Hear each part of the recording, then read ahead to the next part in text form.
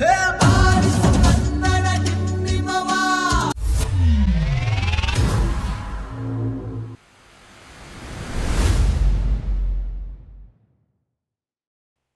ಮುದ್ದು ಮಕ್ಕಳೇ, ತವರು ಕಲಿಕೆ ಚಾನೆಲ್ಗೆ ಆತ್ಮೀಯ ಸ್ವಾಗತ. ನಾನು ನಿಮ್ಮ ಕನ್ನಡ ಶಿಕ್ಷಕಿ ದೇವಿಕಾ. ಮಕ್ಕಳೇ, ಹಿಂದಿನ ವಿಡಿಯೋದಲ್ಲಿ ನೀವು ಸಮಾಸ ಪ್ರಕರಣವನ್ನ ಕುರಿತು ಅಧ್ಯಯನ ಮಾಡಿದ್ದೀರಿ. ಇವತ್ತಿನ ವಿಡಿಯೋದಲ್ಲಿ ನಾವು ಸಂಧಿ ಪ್ರಕರಣವನ್ನ ಕುರಿತು ಅಧ್ಯಯನ ಮಾಡೋಣ. ಬನ್ನಿ ಹಾಗಾದರೆ ಸಂಧಿ ಎಂದರೇನು, ಸಂಧಿಯ ಪ್ರಕಾರಗಳು ಯಾವುವು ಎಂದು ಈ ವಿಡಿಯೋದಲ್ಲಿ ನಾವು ತಿಳಿದುಕೊಳ್ಳೋಣ. ಮಕ್ಕಳೇ, ಸಂಧಿ ಪ್ರಕರಣ. ಸಂಧಿ ಎಂದರೇನು? ಎರಡು ಅಥವಾ ಎರಡಕ್ಕಿಂತ ಹೆಚ್ಚು ಅಕ್ಷರಗಳು ಸ್ಥಳ ಕಾಲ ವಿಳಂಬವಿಲ್ಲದಂತೆ ಪರಸ್ಪರ ಅರ್ಥಕ್ಕೆ ಅನುಸಾರವಾಗಿ ಬಂದು ಸೇರುವುದಕ್ಕೆ ಸಂಧಿ ಎಂದು ಕರೆಯುತ್ತೇವೆ. ಮಕ್ಕಳೇ, ನೀವೀಗಾಗಲೇ ಸಮಾಸ ಪ್ರಕರಣವನ್ನ ಅಭ್ಯಾಸ ಮಾಡಿದ್ದೀರಿ. ಅಲ್ಲಿ ನೀವು ಎರಡು ಅಥವಾ ಎರಡಕ್ಕಿಂತ ಹೆಚ್ಚು ಪದಗಳು ಬಂದು ಸೇರಿದರೆ ಅದನ್ನ ನಾವು ಸಮಾಸ ಅಂತ ಕರೆದ್ವಿ.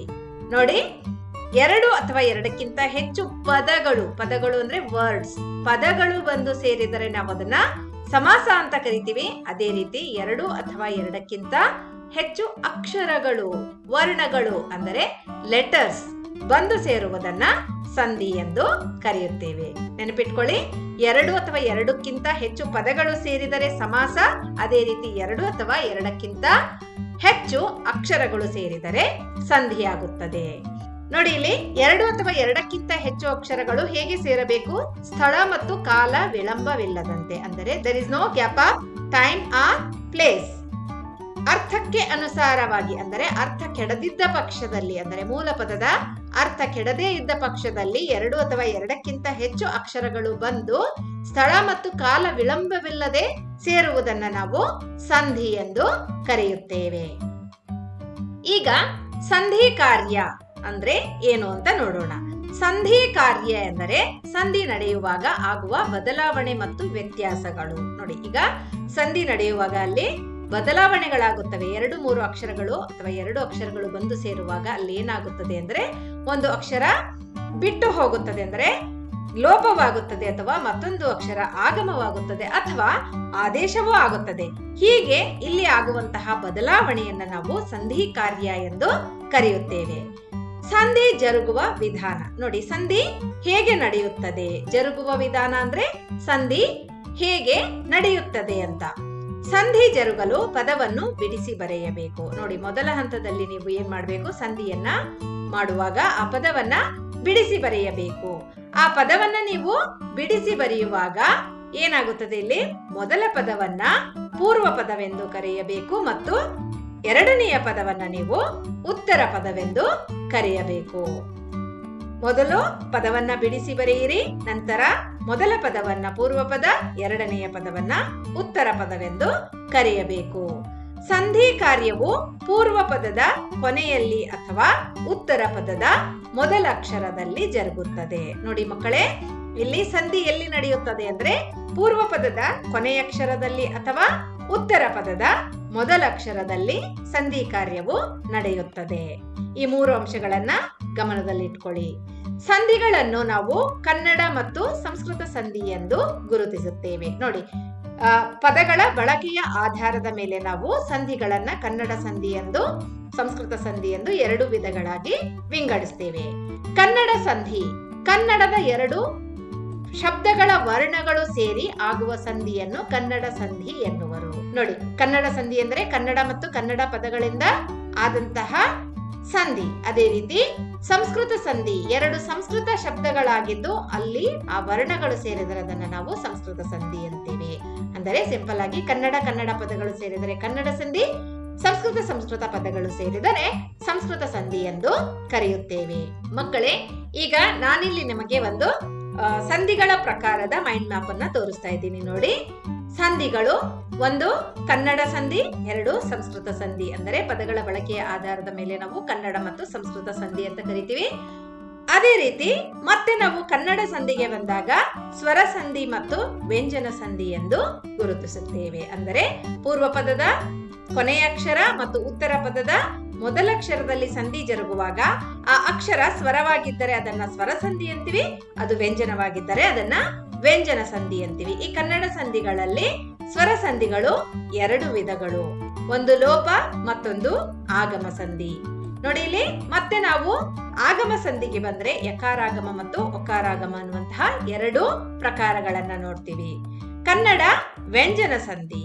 ವ್ಯಂಜನ ಸಂಧಿಗಳಲ್ಲಿ ಕನ್ನಡ ವ್ಯಂಜನ ಸಂಧಿ ಎಂದರೆ ಆದೇಶ ಸಂಧಿ. ಈ ಆದೇಶ ಸಂಧಿಯಲ್ಲಿ ಮತ್ತೆ ನಾವು ಗದಭಾದೇಶ ಸಂಧಿ ಮತ್ತು ವಕಾರಾದೇಶ ಸಂಧಿ ಅನ್ನುವಂತಹ 2 ಪ್ರಕಾರಗಳನ್ನ ನೋಡ್ತೀವಿ. ಈಗ ಸಂಸ್ಕೃತ ಸಂಧಿಗಳನ್ನ ನೀವು ನೋಡುವುದಾದರೆ ಇಲ್ಲಿ ಅಗೇನ್ ಸ್ವರ ಸಂಧಿ ಮತ್ತು ವ್ಯಂಜನ ಸಂಧಿಗಳು ಬರ್ತವೆ. ಈ ಸ್ವರ ಸಂಧಿಯಲ್ಲಿ ಸವರ್ಣ ದೀರ್ಘ ಸಂಧಿ, ಗುಣಸಂಧಿ, ವೃದ್ಧಿ ಸಂಧಿ, ಎಣ್ ಸಂಧಿ, ಈ 4 ಪ್ರಕಾರದ ಸ್ವರ ಸಂಧಿಗಳನ್ನ ನಾವು ನೋಡ್ತೀವಿ. ವ್ಯಂಜನ ಸಂಧಿಗಳನ್ನ ನೋಡುವುದಾದ್ರೆ ಇಲ್ಲಿ ಜಸ್ತ್ವ ಸಂಧಿ, ಅನುನಾಸಿಕ ಸಂಧಿ ಮತ್ತು ಛುತ್ವ ಸಂಧಿಯನ್ನ ನಾವು ನೋಡ್ತೀವಿ. ಇದು ಸಂಧಿಗಳ ಪ್ರಕಾರಗಳ ಒಂದು ಮೈಂಡ್ ಮ್ಯಾಪ್ ಆಗಿರುತ್ತದೆ ಮಕ್ಕಳೇ, ನೆನಪಿಟ್ಕೊಳ್ಳಿ. ಈಗ ನಾವು ಒಂದೊಂದೇ ಸಂಧಿಯನ್ನ ವಿವರವಾಗಿ ತಿಳಿತಾ ಹೋಗೋಣ. ಬನ್ನಿ ಹಾಗಾದರೆ ಕನ್ನಡ ಸಂಧಿಗಳನ್ನ ನಾವು ಅಭ್ಯಾಸ ಮಾಡುವುದಾದರೆ ಮೊದಲನೆಯದಾಗಿ ಸ್ವರ ಸಂಧಿಗಳನ್ನ ನೋಡೋಣ. ಯಾವುದು?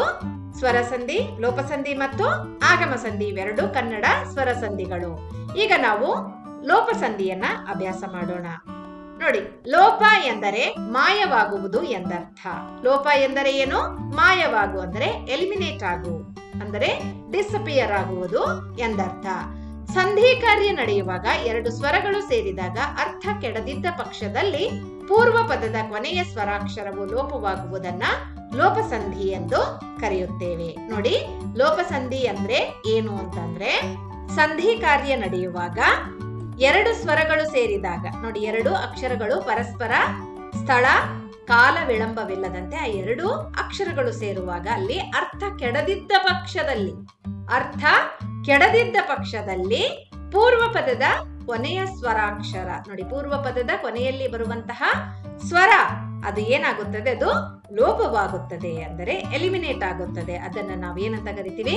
ಲೋಪಸಂಧಿ ಅಂತ ಕರಿತೀವಿ. ನೋಡಿ, ಉದಾಹರಣೆಯಾಗಿ ನಾವು ಇಲ್ಲಿ ನೋಡುವುದಾದರೆ ಯಾರಿವಳು ಇಸ್ ಈಕ್ವಲ್ ಟು ಯಾರು ಪ್ಲಸ್ ಇವಳು. ನೋಡಿ, ಇಲ್ಲಿ ಪೂರ್ವ ಪದದ ಕೊನೆಯ ಅಕ್ಷರ ಯಾವುದು? ರು. ಅದರಲ್ಲಿ ಯಾವ ಸ್ವರ ಇದೆ? ಉ.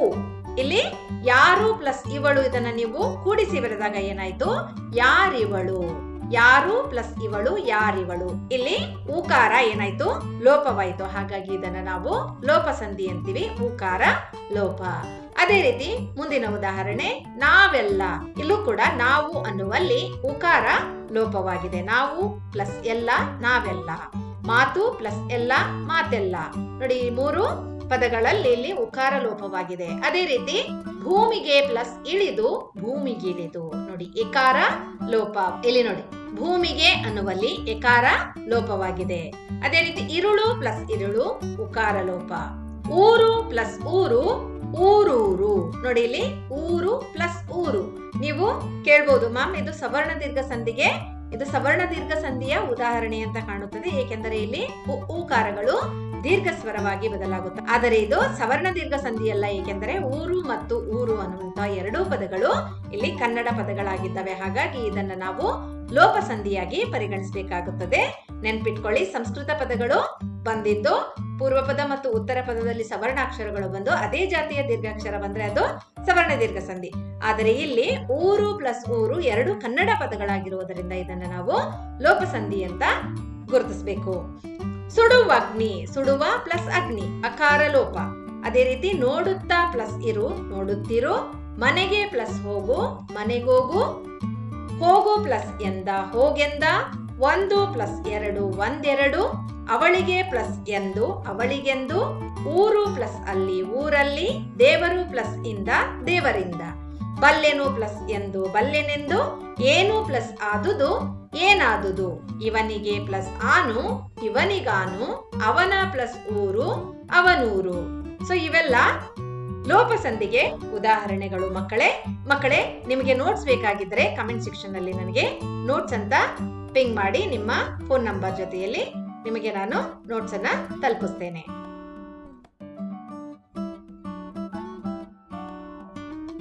Like, comment, and subscribe.